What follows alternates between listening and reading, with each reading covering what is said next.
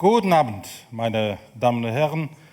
Es ist mir eine große Ehre und Erleichterung, dass ich hier noch stehen kann. Und ich erzähle Ihnen, warum so ist. Ich freue mich, dass ich auch hier jammen kann. Deswegen, es gibt keinen Text da.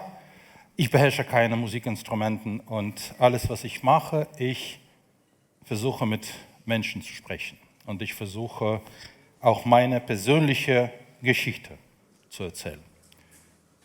Ich bin ein Musikfan. Letzte Woche übrigens habe ich zum ersten Mal in Hamburg als Radio-DJ den Hörern in die ukrainische Rockmusik eingeführt. Sie können mich jetzt auf Twitter folgen und irgendwo finden Sie diese Links. Und da habe ich mir sehr gefreut, weil eigentlich spricht der Botschafter von etwas sehr Ernstem. Ich werde aber auch hier von etwas sehr Ernstem sprechen müssen, darüber, wie Europa klingt. Bitte nicht erschrecken. Ich sage Ihnen, wie klingt Europa so gegen 2 Uhr in der Nacht.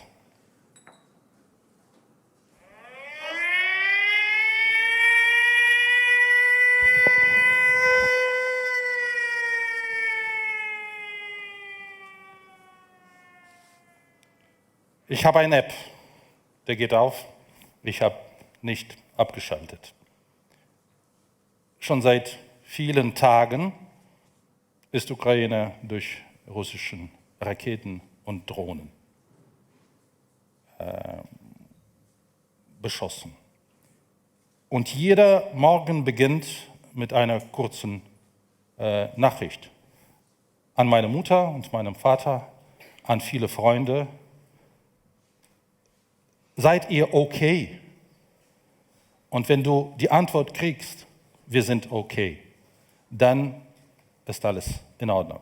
Nicht immer kommt die Antwort zurück, wenn die zum Beispiel an die Frontlinie geschickt wird. Oder wenn dann Hochhäuser in Dnipro oder Uman oder in Kiew getroffen wird.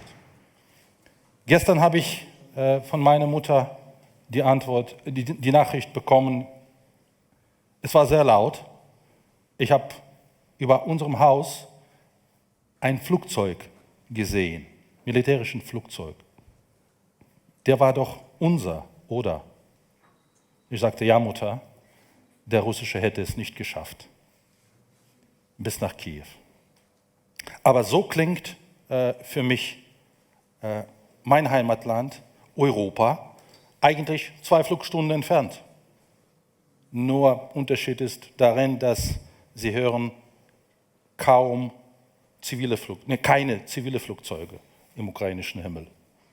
Nur russischen Marschflugkörper oder Militärflugzeuge.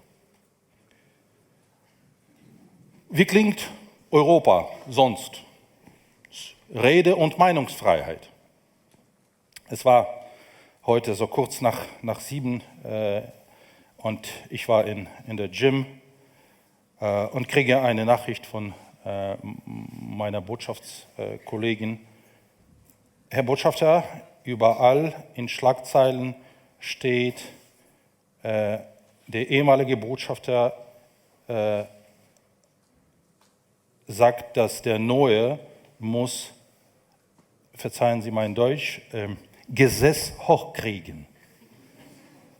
Überall in den Schlagzeilen. Ich habe das mal gelesen. Toll, ich bin schon seit 1 Stunde in der Gym und ich ende dann spät in der Nacht bei Eurogym.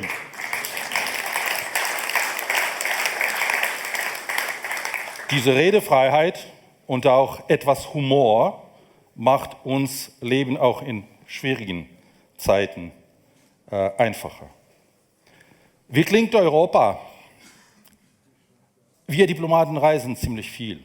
Ich weiß ganz genau, dass Europa im Jahre 2022, 2023 klingt nach Solidarität. Überall, wo ich reise, überall blau-gelben Fahnen. Die Europäer haben Jahrzehnte darüber diskutiert, was heißt europäische Solidarität. Ist das Solidarität von Menschen und Regierungen? Ist es Solidarität zwischen Gesellschaften, zwischen Institutionen? Wir Ukrainer, viele, viele Millionen Ukrainer haben festgestellt in diesem Jahr, dass europäische Solidarität heißt Solidarität mit der Ukraine. Viele Millionen Ukrainer haben hier in Europa und hier über 1 Million hier in Deutschland Schutz bekommen.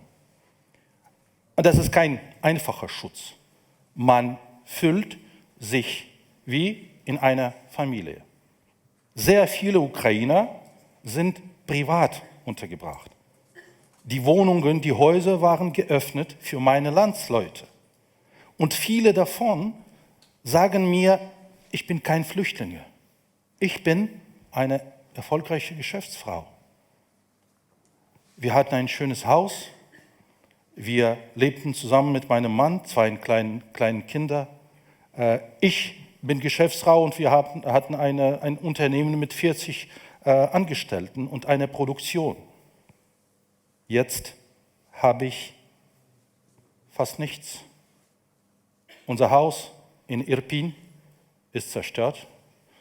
Produktionsstelle ist vernichtet. Mein Mann ist in den Streitkräften. Und alles, was ich habe, ist mein Auto und 2 kleine Kinder. Und wir sind jetzt in Deutschland und wir haben hier Schutz gefunden.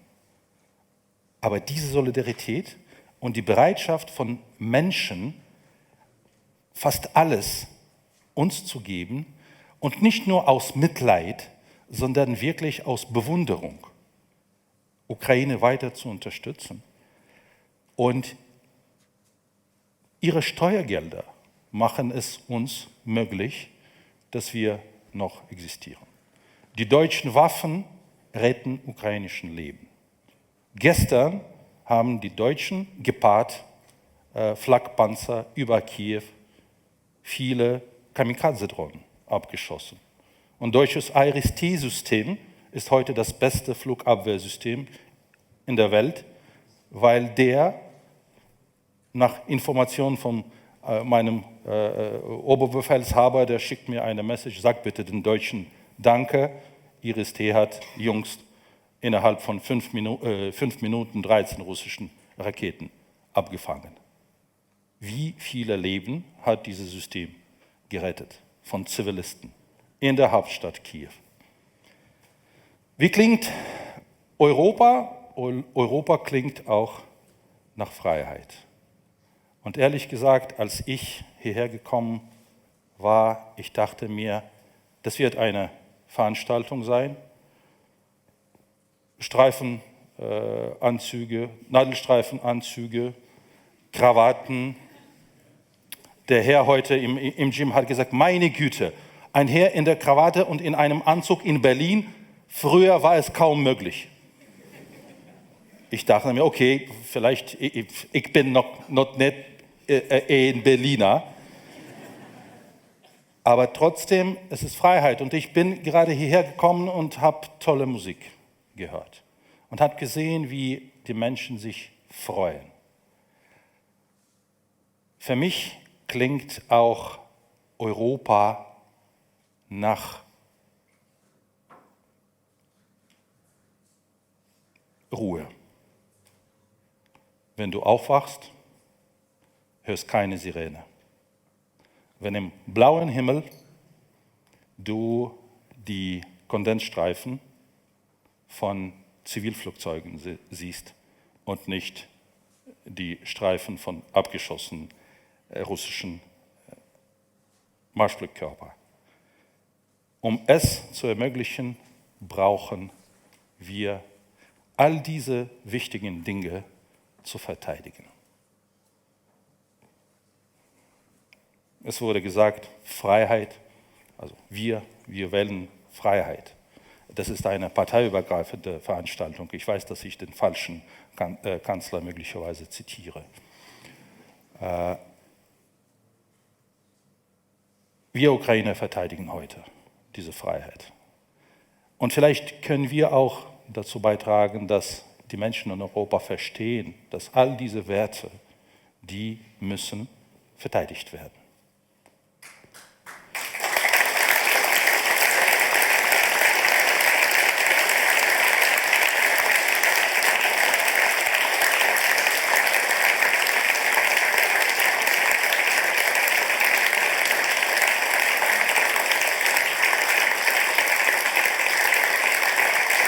Dankeschön.